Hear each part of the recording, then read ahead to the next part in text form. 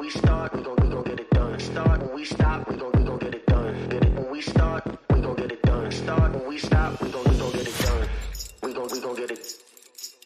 We gon' get it. Hey, ahead of my time, and that's a race against my past. Whenever they clock me, that's 2000 on the dash. Winning kinda tickles me, and every day I laugh. Yeah, you know we number one, and you don't need to ask. I got the magic, feel like I'm a greyhound looking at a rabbit. Finish line so close, I reach out and grab it. I only look back just to look at your reaction. Can't stop when we start, we get it done. Take no days off, we number one. Lace up these kicks, and we run. We're just vibing out here. Welcome back. It's What If Wednesday. And as you will notice, I'm by myself. It's Brandon here with you. Welcome to another What If Wednesday Inner Circle preview call. Sean is out and about. He's making deals happen in the world with his other company, BevGraph, which I know we've mentioned on these calls and also in our challenges previously. So if you haven't heard about BevGraph, you'll hear a lot more about them coming up, especially today. I have a little bit of news for you as far as, what does everything we're talking about look like in the real world? It's cool to talk about business and talk about business theory. That sounds like an MBA program, right? Nobody wants that. We don't go to pay for MBAs here. We pay for real life experience, and that's what we talk about on the Inner Circle. So a little bit more on BevGraph right now coming up, and then you'll hear more from Sean in the future as these deals start to play out. But we've had a crazy week since we've been here last Wednesday, and we have a lot going on. So we're going to get you up to speed here. This week, we're going to recap where we've been for the past month. We are wrapping up the first section of the harmonious business architecture, and we're going to move on to section 2 now. So we're going to be talking about operate or execution. A little bit more on that soon. But let's start back at the foundation. So if this is your first time joining us, you've never seen my face before, good for you, right? But outside of that, if this is the first time you're hearing me say architecture and talk about business and harmonious, and you're thinking this guy is off his rocker insane, you're right. But that's what we do here. We're a little bit insane. So I'm just going to bring up my screen real quick, and we're going to go over what is this architecture that I'm talking about. So architecture, right? We have to lay the foundation. This is truly the foundation that your business is built on. It is the system and processes and how everything intersects in your business to work together to build a harmonious business. If you have a business that is dissonant, that is, you have some parts working, some parts not working, you have dissonance, and dissonance in music doesn't sound good. And that's why we went with the acronym of harmonious. A business that is working together, playing together nicely. It sounds good. It runs good. It feels good. There's no stress on you as the business owner, the entrepreneur, or the operator. That is our goal in running any business. And where we got this from is we looked at where was business created? Well, the Industrial Revolution is really where modern day business was created. And it was this system that was put into place that we've all just kind of rolled with for the last hundreds of years. Well, it's a broken system. It wasn't founded on these core principles that everything needs to work together. Everything in typical business, especially the Fortune 500 and big business, the companies we all model, right? They are siloed. They have the marketing department over there. And then they have they have HR over there. And the strategic planning happens in some executive boardroom on the 92nd floor. These silos don't talk to each other. And what we realized and what Sean has realized and what we've talked about on this show and in our Inner Circle is that's not right. You can't run a business with different departments that don't talk to each other. Or the classic example is where you have sales and marketing who hate each other and they're constantly at each other's throats. Imagine a family. Now, this may be very real for some of you, but imagine this anyway, a family that all hated each other and they were at each other's throats constantly. Is that a harmonious family? No. I'm not saying a business is a family, but I'm saying that is the concept. If you have different parts of your business that don't like each other, don't talk to each other, or don't communicate in any regular fashion, you have a business that is set up to fall apart. So what do we have? We have these traditional disciplines in business. You know them as what's on the screen here: strategic planning, time management, processes, and automation. This all sounds super boring, right? It sounds like an MBA program. Yeah, that's not what we're about here. The Problem is, as I just mentioned, that these areas are not 10 individual bubbles. You see the little tiny lines on the screen that connect these bubbles? That is the magic. That is the leverage to grow and scale any business. So if you have your strategic planning happening in some boardroom on the 92nd floor, and that never gets down to your marketing department, how does your marketing department know how to speak about your brand and what they put out into the public? They don't. And that happens every single day in the Fortune 500, the Fortune 50, and on Main Street. Most commonly on Main Street, because a lot of small businesses don't even know half of these exist because they're artists turned entrepreneurs. If that's you, welcome to the club. That's how we all got started. That's what we're here to fix. I too myself was an artist turned entrepreneur, and I had to learn a lot of this stuff the hard way. We exist at Whadif to shine the light on all of these different areas of business, connect these silos, and help you, the small business owner, the Main Street business, and the entrepreneur grow and scale your business effortlessly. We do that by showing the leverage between the hidden links and teaching you this architecture so that you can put it on your business and you can grow very, very quickly at whatever pace you want to whatever scale you want. That's the other beautiful part of this. It's not, oh, this only works for businesses doing 100,000 to 200,000 in revenue, or only from 10 to 20 million in revenue. No, this is an architecture. It's context. There's so much content in the world. We have talked about that ad nauseum on this show. There is a new guru on the internet every single day. I even look like that here doing this very thing right now. But that's not what this is. We are not giving you content. We're just telling you also how to look at it, where to put it. That's the context part. Think about content is water and context is the glass. If you have water with no container, it goes everywhere. If you have a vessel to put that water in, it can stay beautifully contained. You can drink it. You can use it to water your plants. You can put it wherever you want. You can direct it. You can fill it up. You can empty it out. That's what's missing in this world is the context. And this architecture on the screen here and these little tiny lines are the context that's missing for you in your business. And we've seen it time and time again. I'll give you concrete examples from stuff that's happened this week in just a few minutes of how this applies to your business. But first, let's eradicate these old, boring MBA terms, and we're going to turn them into the harmonious architecture. So we have taken all of these terms, strategic planning, we call navigate, project management, operate, and so on down the list. We use fun terms. Business should be fun. That's what we believe at Whadif. If you've seen me and Sean ever do anything together, it is centered on fun. If you don't have fun in your business, it will eat you alive. The business world can be stressful. It can be very hard. You know that. I know that. You got to have fun. And that's the first thing that we're going to teach here at Whadif, and we harp on having a good time.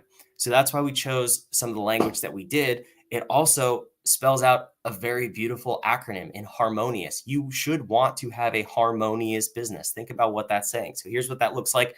In no particular order, the acronym is not in order, and there's no one particular order for every business, but all of these 10 elements are present in business. So now that you have the background of what is the harmonious architecture, where have we been? So last week we talked about navigate. As a matter of fact, for the last 4 weeks, we have been talking about navigate, typically known as strategic planning. And this is made up of things like your mission, your vision, your core values, both as a human being and as a company. And how does this stuff show up in the world? So we spent a lot of time on navigate, and that was on purpose. That was because what we see is a lot of the times when our clients come in and they take the bad assessment. That is our 8-minute diagnostic tool. I put the link up on the screen here if you'd like to go take it. So it's whadif.com/bad assessment. That's how we analyze where your business is. We can tell very quickly where the weaknesses are, where the strengths are, and where those links might be broken. That's super important for us as consultants and as fractional COOs, because we need to understand what's broken. A lot of consultants will come in, if you've ever hired a consultant, and they'll say, we're going to immediately fix sales. You need more leads. Well, how do we know that? And also, how do we know if your sales you may have enough leads, they're not converting into sales because something else is broken? So that's besides the point, but you can see kind of where this path goes. So when we spend time on navigate, a lot of the times when people take the bad assessment, they have a very low score, or they have a falsely high score because they don't understand truly what those different areas, the mission, vision, core values, need to actually say and look like. If you have ever hired a consultant, or you've taken maybe a course on how to create a mission statement, how to create a vision statement, a lot of the times you'll get like really pretty words on a piece of paper, and then you share that with your team, and they're like, those are really pretty words. And where does it get you? Nowhere. It gets stuck up on the wall. Maybe it's in your email signature. We strive to increase the shareholder value in our company. Nobody cares. Your shareholders don't even care about that, let alone your employees. No one's going to fight for that mission. So what we do is we spent the past 4 weeks really diving into each of those individual segments, the mission, the vision, the core values.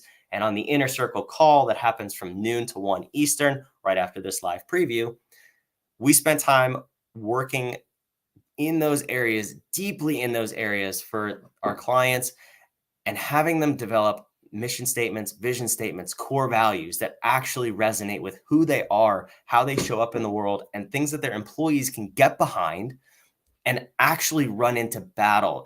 That's a metaphor that's overused in business, but if you don't have a mission statement, a vision, and core values that are in alignment with your company and your culture, the people that work in your company, they will never, ever go to battle for you. They won't want to show up to work. It'll be new and fun and exciting in the beginning because it's a new job, right?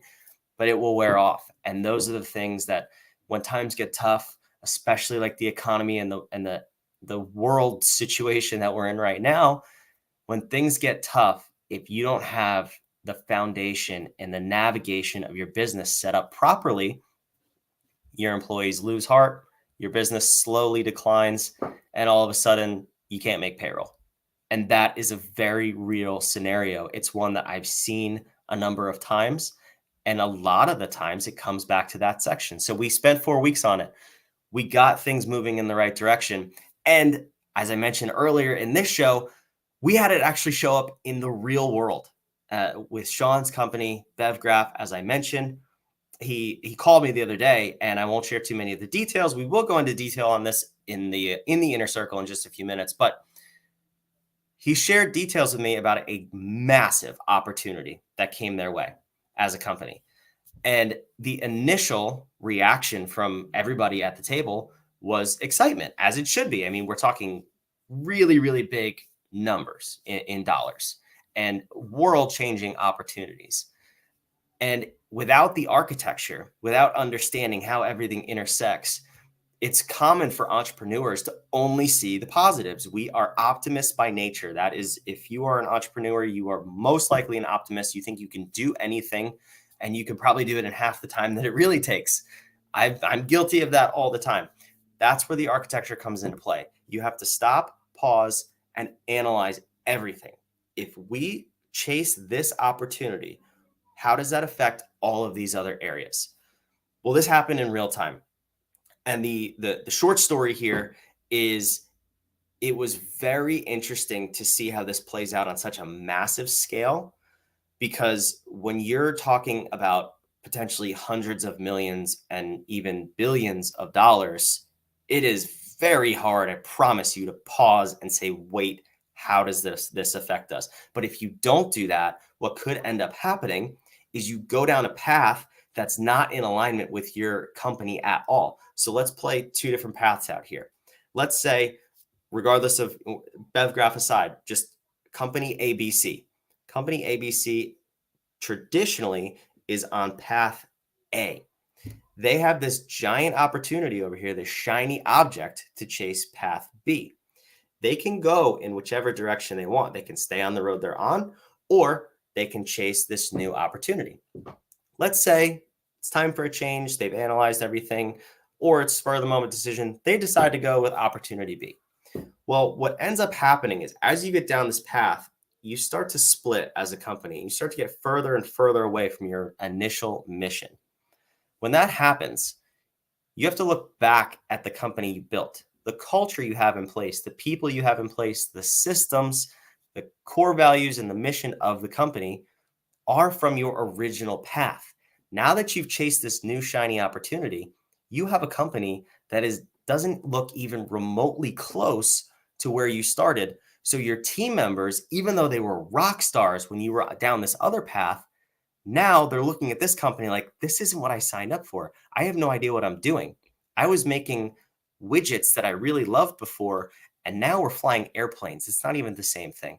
That's a drastic example, but it happens every single day as entrepreneurs. We chase these shiny objects, and if you don't have the architecture in place, the lens in place to look at your business to say, okay, how does this tie into everything else? Is this the path I want to be on? Is this the company that I've created? You don't really always make the right decisions, and that can end up costing you your company, your culture. It could, or worse, your bank account. You could go completely out of business because you chase an opportunity, a shiny object. And that's how this really comes to play in real life. It's not, like I said in the beginning, this is not theory. This is truly happening in business every single day. If you've never looked at it like that, I hope now this shines some light on how this actually comes up.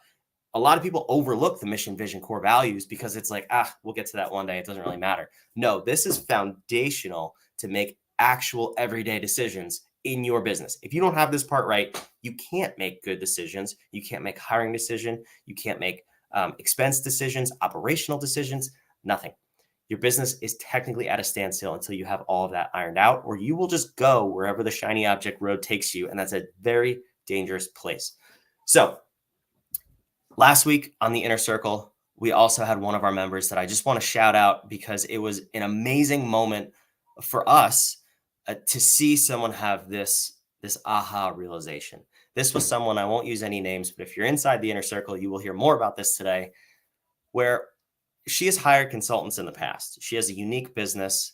And after a few minutes of talking, we were trying to figure out, last week we were talking about tying your mission, vision, core values together. And she was new this particular week. We were talking about, what is your vision? Like, what is your company chasing? Where are you going? So we were able to ask a few questions, dig a little deeper.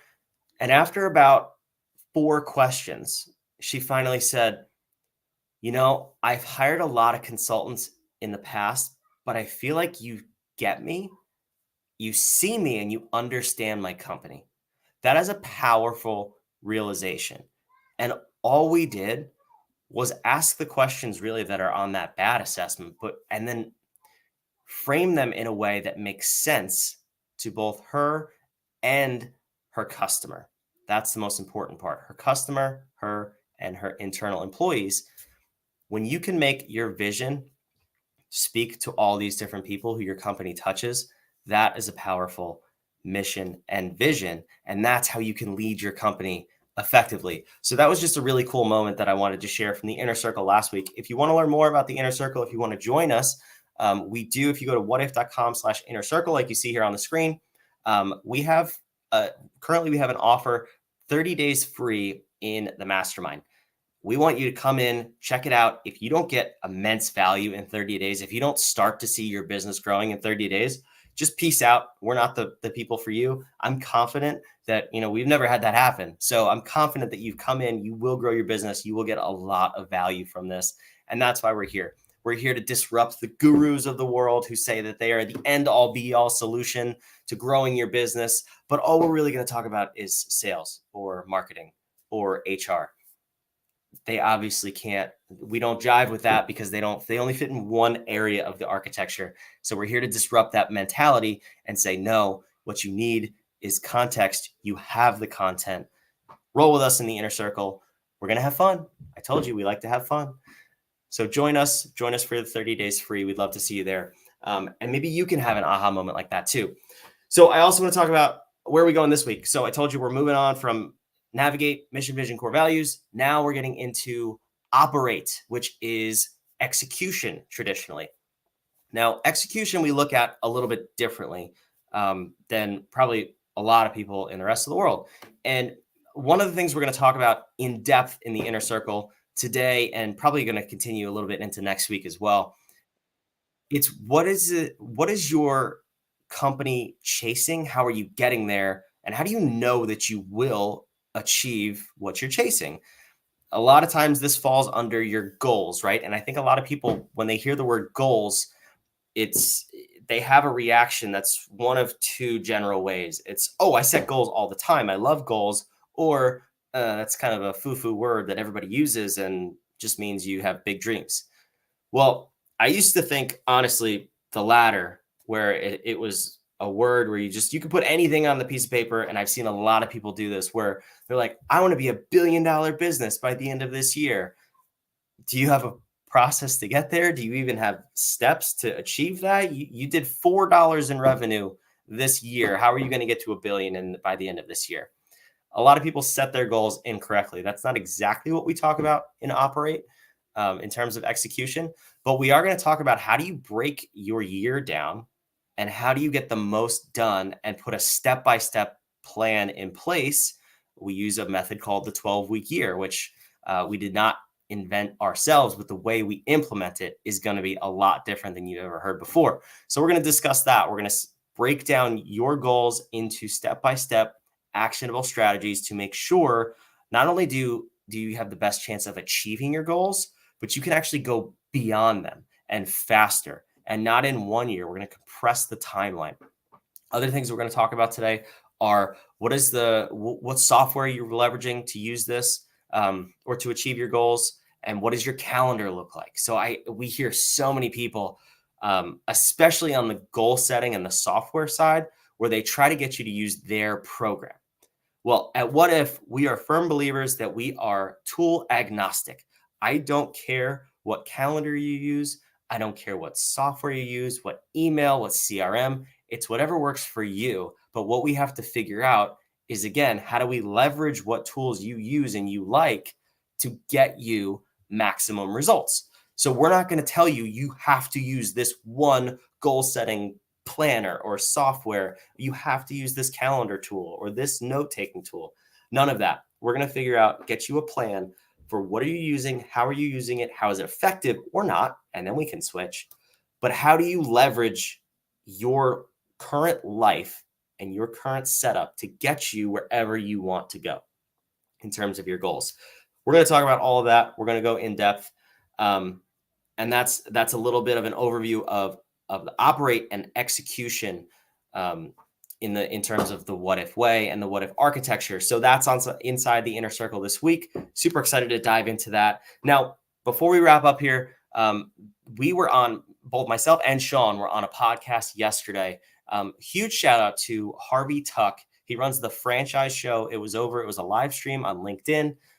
We had an amazing time. He had an amazing room of participants and attendees who were blowing up the chat, and they had so many great questions. If you couldn't tell by the title of the show, we were talking about franchising. Now, if you haven't heard before, I do have a background in franchising as both part of a franchise, and I turned my most recent business into a franchise. I obviously didn't pursue that path for reasons that we discussed on that show, but it was a really cool discussion around the traps of franchising. And there was a couple things that stood out to me in particular that I just wanted to share really quickly, because it really ties into what we're talking about here with the Whadif architecture and how you set your business up for success and growth. A franchise by nature should be set up to scale, right? It is the same brand multiplied across different locations, across a country, a state, or internationally, whatever that brand may be. So you would think by nature they're set up to scale, right? Well, wrong. And a lot of the comments validated what we were saying about that. So a couple of the things that were takeaways, which I have my notes on over here, is that when you're researching a franchise, and this is applicable to whether you want to be a franchisee or even if you want to start your own business, you need to have this lens. The architecture provides a lens to look through at how this business operates. And there were so many ahas yesterday in the comments from people who maybe they've been in franchising, they got burned, they fell into one of these traps, or they were thinking about franchising, they got cold feet, something didn't feel right, but they didn't really know why. We were able to shed a light on that because when you have a lens to look at any company through, whether it's your company or a company you're going to invest in, a franchise you're going to buy into, or a business model you're going to start, if you have this lens, the architecture is power. In that, you can see which of these 10 disciplines that company is really strong in, which of the 10 disciplines you are very strong in as a person, where you match up, and if it's a good fit. So first thing was first, we talked about how core values need to be in alignment. Like we've been discussing for the past 4 weeks, if your core values are not in alignment with that brand's core values or the franchisor's core values, you should immediately stop the discussion. That was powerful. That was a big aha for a lot of people in the audience because they, one person, I remember even saying that they were butting heads with the franchisor. And of course, you're not going to succeed because you're constantly in a war with somebody, but you're technically on the same team. That's like on a football team. If the quarterback and the head coach hate each other because they have a core value mismatch, they're not going to succeed and play well together. So you have to be in alignment on that foundational level. See how everything's coming back? Again, that's what we're talking about here. Some of the other things that we talked about, again, where the architecture really shows up is falling into the hype trap. There's a lot of times, especially with franchise, you get all hyped up, you go to the discovery days and they share the beautiful numbers and I'm going to be a millionaire and I'm going to work 2 hours a year. It's going to be great. Well, you have to have a framework and a context to dive deep, look inside of that business in particular, but also any business. That's the whole point here, to say what's working, what's not working, what is true about what they're saying and what's not true. And this is any business model. You can go scroll on any social media platform, whatever platform you're watching this right now. If you go scroll on whatever, reels, shorts, whatever you want to call it, go see how long it takes you to find somebody claiming that they have found the end-all be-all business model that you can do from your pajamas in 1 hour a day and be a millionaire. I'll wait. It won't take you very long. It might take you 30 seconds. That's what we're talking about here. If you don't have a lens to analyze what you're looking at, what someone's telling you against reality and against what's actually true, you will fall for every scam in the book. And franchises can often look like a scam because of that. So can any business. I had a situation recently where someone purchased my business that I've discussed again on this show and was expecting to just have it run itself and not actually be there as the leader and the guide to the business. Well, I won't share the details of what happened just yet. I will on the inner circle. So join us there if you want to get the inside scoop. But let's just say it wasn't that good because this person did not follow the architecture and the business model that was set up for success, and a couple of the key pieces fell. Well, when that happens, when you disregard the architecture, you set yourself up for failure. So those are my takeaways from the franchise show yesterday. Again, thank you. Huge shout out to Harvey Tuck for hosting us as What If on the show.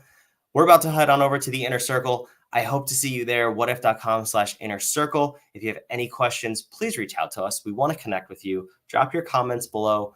We want to see what you're thinking about your business. Where is your business? Do you want to take the bad assessment? We're happy to send it to you and give you a full analysis, a comprehensive analysis of your business currently. We're headed into rough economic waters. We're already there. It's only going to get worse. We want to help you through it. And that's the whole point of the inner circle. So we want to see you there. Can't wait to see you next week. Join us live on the Inner Circle preview show next Wednesday, What If Wednesday. And right now, I'm signing off. Going to hop on over